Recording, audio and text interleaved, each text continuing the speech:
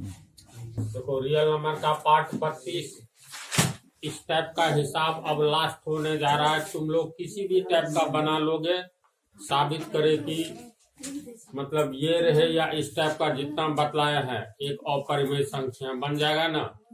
ये लास्ट उदाहरण है, इस पर आधारित बना देने का अर्थ इस टाइप का जितना होगा √2 √5 प्लस में रहे या माइनस में रहे, तो इसको समझाने में कम टाइम लगना चाहिए। पीछे कई पार्ट से इसी की कहानी चल रही है, तो तुम लोग ध्यान से देखते जाओ। कैसे कदम उठाएंगे बोलो तो? मान लेंगे कि माना कि 1/√2 एक अपरिमेय नहीं बल्कि संख्या है। तुम लोग लिखो नहीं, खाली देखते जाओ। माना कि 1/√2 संख्या नहीं बल्कि परिमेय संख्या है, इसलिए 1/√2 को p/q में लिखा जा सकता है बराबर p/q, जहाँ q शून्य नहीं होना चाहिए, जहाँ q = शून्य। अब p/q को क्या बनाएंगे? को प्राइम नंबर और सहभाजी संख्या। तो लिखेंगे अब p/q को को प्राइम नंबर में बदलने पर माना कि हमें m/m, r/s, a/b, p/q कुछ भी लिख सकते हैं, है ना। माना कि हमें x/y प्राप्त होता है, तो 1/√2 बराबर p/q, 1/√2 बराबर p/q। और p/q को ऊपर नीचे अभाज्य गुणनखंड कॉमन वाला काटे तो प्राप्त हुआ x/y।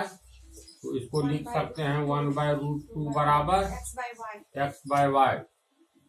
अब तिरछा गुना करेंगे, ये जो हो गया समीकरण 1, समझा। समीकरण 1 में x/y क्या है? असहभाज्य संख्या को प्राइम नंबर। p/q को प्राइम नंबर में बदलने पर माना कि हमें x/y प्राप्त होता है, तो x/y हो गया को प्राइम नंबर, सह अभाज्य संख्या, है ना। अब ये हो गया इक्वेशन। तिरछा गुना करेंगे तो y बराबर x√2। अब दोनों ओर स्क्वायर कर दो, बराबर के पहले स्क्वायर करेंगे तो y² बराबर इधर हो गया 2x² होगा, √2 का स्क्वायर 2x का x²। अब इसको लिख सकते हैं 2x² बटा y², इसीलिए x² बटा y² बटा 2। यहाँ 2 y² को विभाजित कर रहा है, तो 2 y को भी विभाजित करेगा। लिखेंगे यहाँ 2 y² को विभाजित करता है, अतः 2 y को भी विभाजित करेगा, तो y को भी कितना तक समझा? चलो इतना को उतारो, मेरे हो रहा है। देखो यहाँ निकला है 2 y² को विभाजित करता है, अतः 2 y को भी विभाजित करेगा। इसमें मान लो स्थिति 1 में हुआ है, पहला जो निष्कर्ष निकला है, देखो 2 y को भी विभाजित करेगा, यानी 2 y को विभाजित कर रहा है। होगा ये सच्ची बात? 2 y को विभाजित कर रहा है, इसका मतलब y के अभाज्य गुणनखंड में 2 है। इक्वेशन 1 काम आएगा, समीकरण 1 ये है, यानी इतना बराबर इतना, तो हम लोग इसको भी इक्वेशन 1 मान सकते हैं। y बराबर इतना, इसको नहीं मानेंगे, y बराबर x को। हाँ इसी को मानेंगे, इसको नहीं मानेंगे। इसको भी मान लेंगे तो नहीं कोई बात। ये हो गया समीकरण 1। देखो 2 y को विभाजित कर रहा है, तो y को 2 विभाजित करेगा, तो y तो एक पूर्णांक है, कोई निश्चित मान आएगा, तो मान लेते हैं 2y को विभाजित करता है तो हमें एक अलग पूर्णांक प्राप्त होता है जिसे हम c कहेंगे। पुनः इसको समझा तो लोग। 2y को विभाजित करेगा तो कुछ संख्या मिलेगा, समझ गए। तो 2y को विभाजित करता है तो हमें c प्राप्त होता है। यानी इसको हम लिख सकते हैं, यानी y को 2 विभाजित करता है तो c प्राप्त होता है, ऐसा लिख सकते हैं। इसीलिए y बराबर तिरछा गुना से 2c होगा। अब y का मान समीकरण 1 में y का मान बैठा देना है, तो समीकरण 1 में y का मान रखने पर, तो समीकरण 1 में y का मान रखेंगे। समीकरण 1 से है y बराबर x√2, दोनों ओर स्क्वायर कर दो, y² बराबर 2x² होगा और 2x² बराबर y² होगा। पहले देखती जाओ, इसीलिए x² बराबर y का मान रखे हैं कहाँ, y का मान हो गया y बराबर 2c, तो y का मान रखने पर 2c बराबर x√2 और दोनों ओर स्क्वायर करेंगे तो 2 दूनी 4c² बराबर 2x², इतना होगा लिख सकते हैं। और 2x² बराबर या c² बराबर 4 नीचे आ जाएगा, 2x² बटा 4 और c² बराबर 2 2 दूनी 4 x² बटा 2। यहाँ देखो 2 x² को विभाजित कर रहा है तो 2x को भी विभाजित करेगा, लिख सकते हैं यहाँ 2 x² को विभाजित कर रहा है, अतः